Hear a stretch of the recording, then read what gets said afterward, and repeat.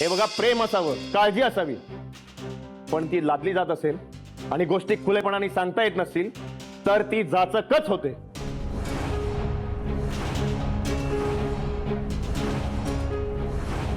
अरे सिद्धू, काय बोलतोस तू? आमची काळजी तुला जाचक वाटते? अरे मगाचपासून गप्प होतो कारण मला सुमित्राची काळजी होती. काय बडबड लावली? माझे अधिकार काय, माझे स्वप्न काय, माझा हक्क काय? बस थांबव आता हे. अरे लहानपणापासून तुला कुठल्याही गोष्टीसाठी अडवलं नाही. अरे शाळेत असताना मी सगळ्यांना सांगायचो की सिद्धूला सहलीला पाठवा, फिरू द्या जगभर. कित्येक पालक आपल्या मुलांना सहलीसाठी पाठवत नाही, पण मी सांगायचो सिद्धू फिर, या गुळपोळी गावाच्या बाहेर जा, खूप मोठं जग आहे. असंख्य लोक तुला भेटतील, मत्सर करणारे भेटतील, राग लोभ धरणारे भेटतील. या सगळ्यांमध्ये तू वावर. अरे सतत आपल्यावर प्रेम करणाऱ्या लोकांमध्ये राहू नकोस. बाहेर पड. आपला द्वेष करणारी, आपला मतभेद करणारी, मत्सर करणाऱ्या अशा लोकांमध्ये राहा. त्यावेळी तुला क्रिकेट खेळायचं होतं म्हणून इथून 35 किलोमीटर लांब तुला रोज सोडायचो, तिथून शेतात काम करायचो आणि परत तुला घ्यायला यायचो रे. त्यानंतर तुला तबल्याचा नाद लागला, तबला शिकायचा म्हणला म्हणून नाना काका तुला 50 किलोमीटर रोज सोडायला यायचा. मुंबईला शिकायचं म्हणलास. माझी इच्छा तर अजिबात नव्हती, पण तरी तुला मुंबईला शिकायला पाठवलं. तिथं शिकलास, नंतर तिथेच नोकरी करतो म्हणालास. मला पटत नव्हतं रे, पण तरी तुला अडकाठी आणली नाही. आदितीचं घरी सांगितलं, आनंदानं प्रेमानं घरात तिला सामावून घेतलं. आम्ही आमची सून बनवली. दोघांनी एकच शिक्षण घेतलं, बिझनेस मॅनेजमेंट. त्यात तुला शेतीचं ज्ञान. वाटलं होतं दोघंही नवरा बायको मोठा बिझनेस उभा करा. अरे आपल्या कुटुंबाचं, आपल्या गावाचं नाव जागतिक स्तरावर घेऊन जाल असं वाटलं तर काय चुकलं रे आमचं? ज्यात तुझं शिक्षण झाले त्यातच करिअर करायचं होतं ना तुला. अरे मी आणि तात्या जसं शेतात राबतो तशी अपेक्षा केली नाही तुझ्याकडून. सगळ्या गोष्टी तुझ्यासाठी केल्या, तुझ्या मनाप्रमाणे केल्या, तुझ्या इच्छेसाठी केल्या, तुझ्या भल्यासाठी केल्या. त्याला तू लादणं म्हणतोयस? आप्पा,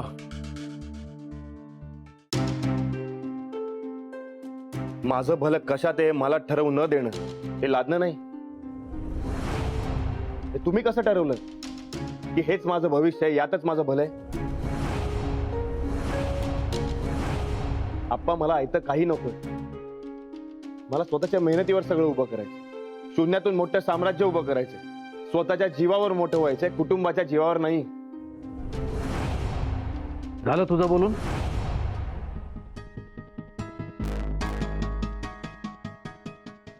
हे बघ, मी काय तुला लेक्चर वगैरे देणार नाही.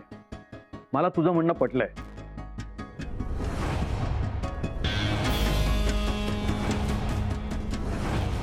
तात्या, रत्ना थांब, मला बोलू दे. अगं त्याचं खरंच काही चुकलं नाहीये. त्याची पद्धत चुकली.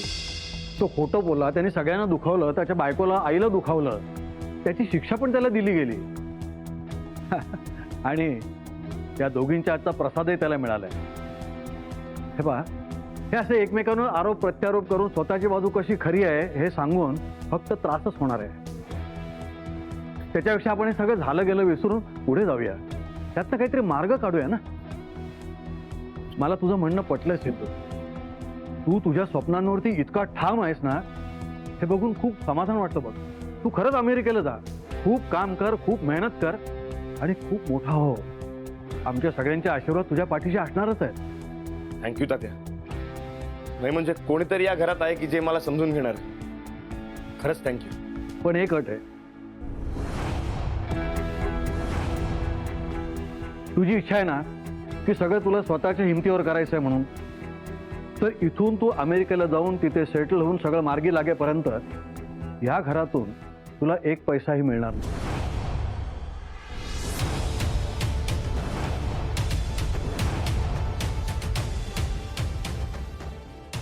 आता तू उद्या म्हणशील की फॅक्टरीचं काम करायचं नाही आहे, तर ते बंद करून त्याचे पैसे मला द्या, तर ते काही तुला मिळणार नाही.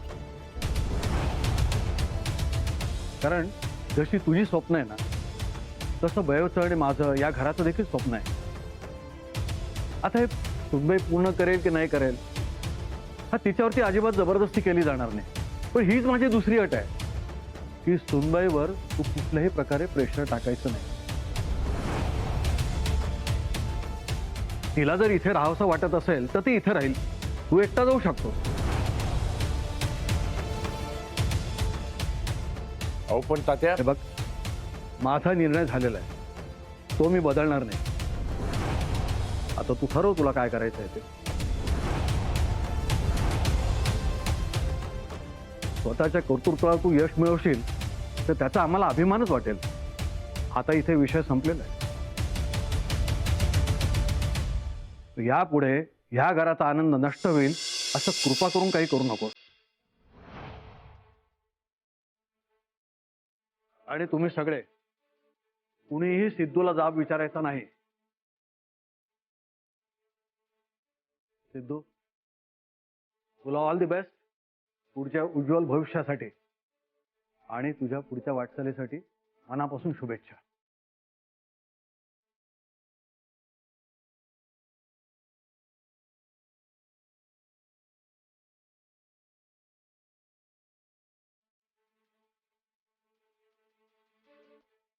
तात्यांनी प्रॉब्लेमच सॉल्व्ह केला.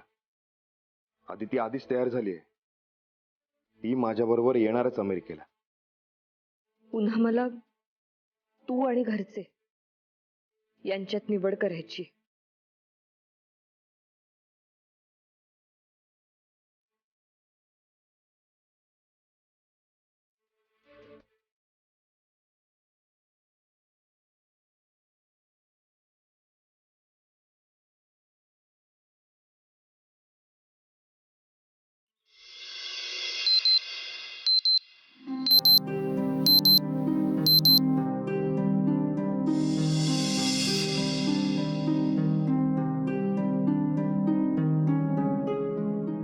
झालीस ना घरच्यांच्या नजरेत महान.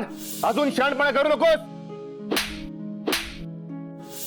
सॉरी सिड, रागाच्या भरात का होईना पण मी हात उचलायला नको होता. सिड, मला मनापासून तुला सॉरी म्हणायचंय. मला माहितीये तुला माझा खूप राग आला असेल. तात्या म्हणालेत आदिती स्वइच्छेने येत असेल तर मी तिला घेऊन अमेरिकेला जाऊ शकतो. आदिती म्हणाली होती ती तयार आहे सोबत यायला. पण काल जे काही झालं त्यानंतर तिचा विचार बदलला असेल तर.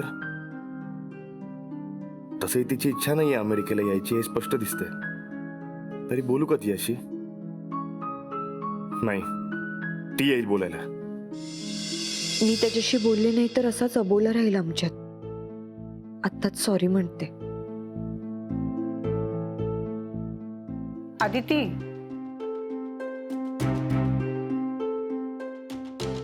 हा मोठ्या बाई. आदिती,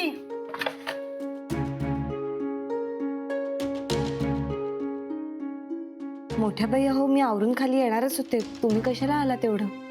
आजपासून रोज सकाळी मी तुला बघायला येणार. आतापर्यंत रोज सकाळी सिद्धूला भेटून त्याच्याशी बोलून त्याचा दिनक्रम काय आहे, त्याला नाश्त्याला काय हवंय हे सगळं विचारायची मला सवय लागली ग. आता तर ह्याला वेगळं व्हायचंय, अमेरिकेला जायचंय ना. पण मग मला सवय लागली त्याचं काय ग. मी ठरवलं सवय तशीच ठेवायची, पण ते फक्त तुझ्या बाबतीत करायचं. रोज सकाळी उठले की मी तुला बघायला येणार, तुझ्याशी बोलणार, तुझी विचारपूस करणार आणि मग माझा दिवस सुरू होणार. मोठ्या बाई, अहो असं नका करू. मुलगा आहे तो तुमचा. सून आहेस तू माझी, आणि आता आई म्हणून माझ्या मुलावर माझा हक्क राहिला नाहीये ग. आमचा हक्क दाखवणं, काळजी करणं हे सगळं त्याला जाचक वाटतंय. सून म्हणून तुझ्यावरही हक्क आहे आमचा. मुलीसारखीच आहेस तू आम्हाला. तुला नाही ना आमचं प्रेम जाचक वाटत? मोठ्या बाई नका ना असं बोलू. मग करू ना हक्काने तुझ्यासाठी सगळं. ह्याच्यामध्ये दुःख वगैरे अजिबात नाहीये. आणि सिद्धूला पर्याय म्हणून तर नाहीच नाही. हे बघ, सिद्धूसाठी मी जे जे काही करायची ना ते ते तुझ्यासाठी करण्यात मला अगदी मनापासून आणि जास्त आनंद होणार आहे. चल तू आवर, मीही आवरून घेते आणि तुझ्यासाठी कॉफी आणते. नाही नाही, मी येते खाली. बरं, पण आल्यावर तुझं काय रुटीन आहे मला सांगशील हं? आलीच.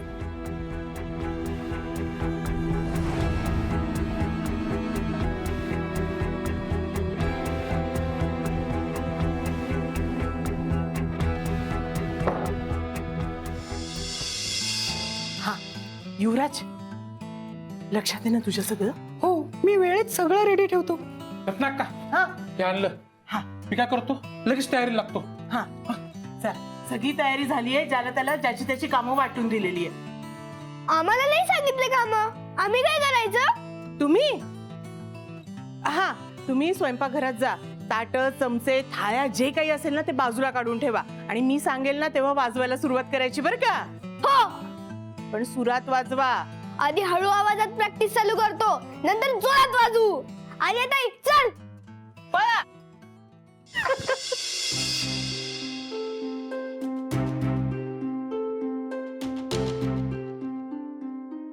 आदिती, आदिती. मोठ्या बाई, अहो काय आहे हे? मी म्हणाले होते ना मी येणार आहे खाली. तुम्ही एकटीने का केलं? कॉफी तयारच होती, थंड झाली असती म्हणून वरती घेऊन आली. आणि सांगितलं ना तुला, सवय मोडायला नको म्हणून. त्याच्याही हातात आत्तापर्यंत चहा नाश्ता सगळं देतच होते.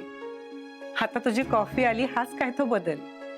ये बस, छान गप्पा मारत खा. अगं बस ना.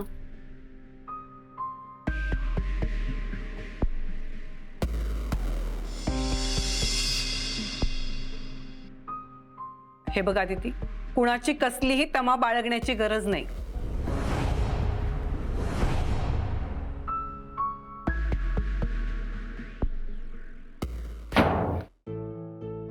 आज रूम मधले सगळेच दरवाजे तुटणार आहेत वाटतं. मोठ्या बाई प्लीज असं नका ना करू. खाऊन घे आणि कसं झालंय सांग. मोठ्या बाई, आदिती खा बघू. ताई चला ना लवकर. हो आदिती येईल इतक्यात आवरून आणि आपण अजून इथेच, उशीर होतोय. चला. नानी अगं किती घाई करतेस, अशी घाई करतेस आणि सगळं विसरतेस. चल अगं, खास दुकान उघडं केलंय त्यांनी सकाळीच आपल्यासाठी. माहिती? अरे वा. आता तरी गेला ना तुमचा राग? बघितलं ना मी कसं बेधडक बोललो. सर, आता तरी तुम्हाला विश्वास पटला की मी माझ्या डिसिजन वरती, माझ्या स्वप्नांवरती फर्म आहे. भांडून का होईना, टोकाची भूमिका घेऊन का होईना, पण शेवटी मी परमिशन मिळवली. सर, आता मी अमेरिकेला जाणार. आय नो सर, मला कळतंय तुमच्या मुलीला त्रास झाला म्हणून तुम्हाला राग आलाय. साहजिक आहे ते. आणि पण माझा हेतू तरी समजून घ्या. सर, तात्यांनी मला ग्रीन सिग्नल दिलाय. आता मला कोणी अडवू शकत नाही. आणि आता मी बिनधास्तपणे अमेरिकेला जायची तयारी करू शकतो. अर्ध्या गोष्टी झाल्यात आणि तिथे गेल्यावर छोट्या मोठ्या काही फॉर्मॅलिटीज आहेत, त्या झाल्या की जॉब डन. सर, आणि तुम्ही मला म्हणाला होता की अमेरिकेला जाईपर्यंत, तिथे सेटल होईपर्यंत तुम्ही मला मदत करा. सो प्लीज मला मदत करा. अरे, त्या नानीचा मेंदू घेऊन आलायस का तू? खरंच सगळ्या गोष्टी विसरलायस की नाटकं करतोय? मी तुला कुठलीही मदत करणार नाहीये. सर, हे चुकीचं आहे. मी माझं प्रॉमिस पूर्ण केलं आणि तुम्ही सुद्धा म्हणाला होता की अमेरिकेला जाईपर्यंत, तिकडे सेटल होईपर्यंत मी सगळी मदत करणार म्हणून. माझ्या मुलीला अमेरिकेला घेऊन गेला असताना तर मी तुला मदत करणार होतो, असं ठरलं होतं आपलं. म्हणजे माझ्या मुलीने इथेच चढायचं, ह्या गावामध्ये तुझ्या घरच्यांची सेवा करायची आणि तू मस्त अमेरिकेला जाणार. आणि त्यासाठी मी तुला मदत करू? सर, आता तीच यायला तयार नाही झालं, मी तरी काय करू? तिला स्वखुशीने इथे राहायचंय. राहू दे ना. माझ्याकडून कसल्याही मदतीची अपेक्षा करू नको. एक पैशाचीही मदत मी तुला करणार नाहीये. ओके? एकट्यानं जायचं ठरवलंयस ना, तर जा ना एकटा. सगळं एकट्यानंच उभं करायचं. ओके? लेक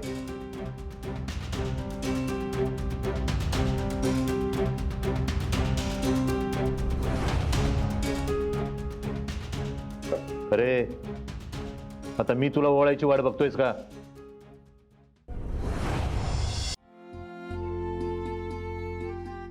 पण हे सगळं कशासाठी?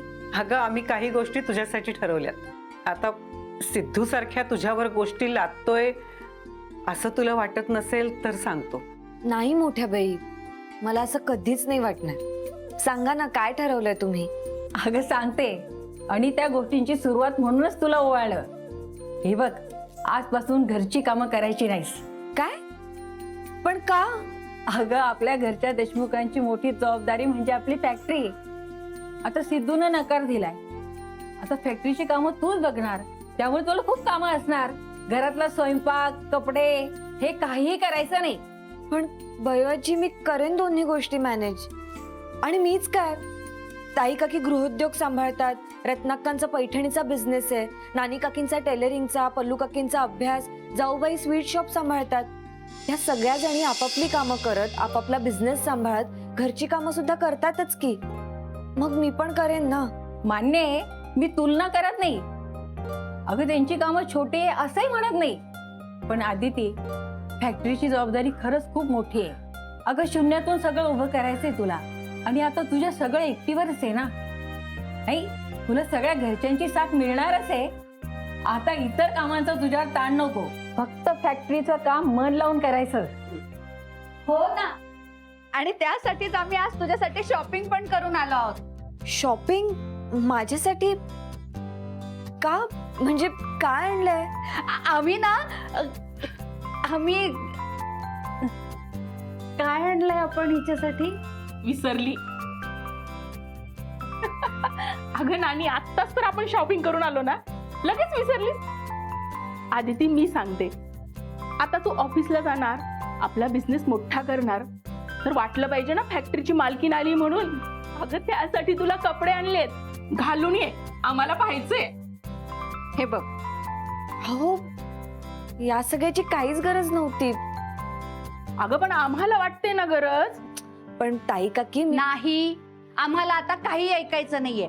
ऑफिस गोईंग आदिती देशमुख कशी दिसते ते आम्हाला बघायचंय. चल बरं पटकन. नाही नाही, मी काय. काही नाही. अहो, चल पटकन बदलून ये, नाहीतर मी रागवे ना. अहो, चल नाही. चल चल चल पटकन. अहो नानी काकी, ऐका ना. अरे मी काय- नाही, चल लवकर चल. अहो, तिची इच्छा आहे म्हणजे ती नाही म्हणतीये म्हणून तू तिला US ला घेऊनच जाणार नाहीयेस का? सिद्धार्थ, माझ्या मुलीचा जन्म तुझ्या घरच्यांचा चहा नाश्ता बनवायला झालेला नाहीये. किती वाईट वाटतं मला तिला असं शेणात काम करून. अरे गोठा साफ करणं, शेतात काम करणं, चहा नाश्ता बनवणं, स्वयंपाक करणं, ही कामं तिची नाहीयेत. आमच्या बिझनेस मध्ये करोडो रुपयांच्या डील्स ती अशा अशा फायनल करते, आणि ते सगळं सोडून तिने हे करत बसायचं. सिद्धार्थ, तू इथे नाहीस म्हणून तुझ्या आई वडिलांची सेवा करा, तात्या बयांच्या औषधाचं बघा, शेतात जा, कामं करा, पापड वाळत घाला, त्या ताईच्या गृहोद्योगात मदत करा, त्या रत्नाक्कांच्या साड्यांच्या ऑर्डर्स पोचत्या करा. हे सगळं करायचं का माझ्या मुलीने सिद्धार्थ इथे राहून? मॅम, मी कुठे सांगितलं तिला हे सगळं कर म्हणून? उलट माझी इच्छा आहे की त्यांनी माझ्यासोबत यावं. पण तिचीच इच्छा आहे इथे राहून तिला ही सगळी कामं करायची. तिची इच्छा आहे इथे थांबायची.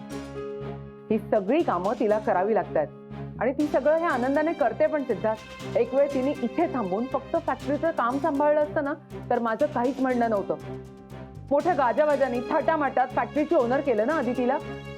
अरे पण नावापुरती ओनर होऊन ती कामं तर सगळी हाऊसवाईफचीच करतेय. असं नाहीये मॅम, फॅक्टरीच्या सगळ्या मीटिंग तीच करते. कशा? कपडे वाळत घालता घालता घरातलं सगळं काम करत. गावात मिरवणूक कोणाची काढली फॅक्टरीचा ओनर म्हणून? तुझी. पाहिलं ना आम्ही न्यूजवर. एवढा राग आला होता ना तुझा की बस. म्हणजे फॅक्टरीचा ओनर म्हणून सगळीकडे तू मिरवणार, आणि माझी मुलगी फक्त घरकाम करणार. घरामध्ये काम करून, मातीत काम करून, मळके कपडे घालून दिवसभर फिरत असते माझी मुलगी बिचारी. सिद्धार्थ, तिला कॉर्पोरेट लुक मध्ये बघायची सवय आम्हाला. तुझ्या नादाला लागून ती इथे आली आणि सुनेची ड्युटी करत साड्या नेसून फिरते इथे.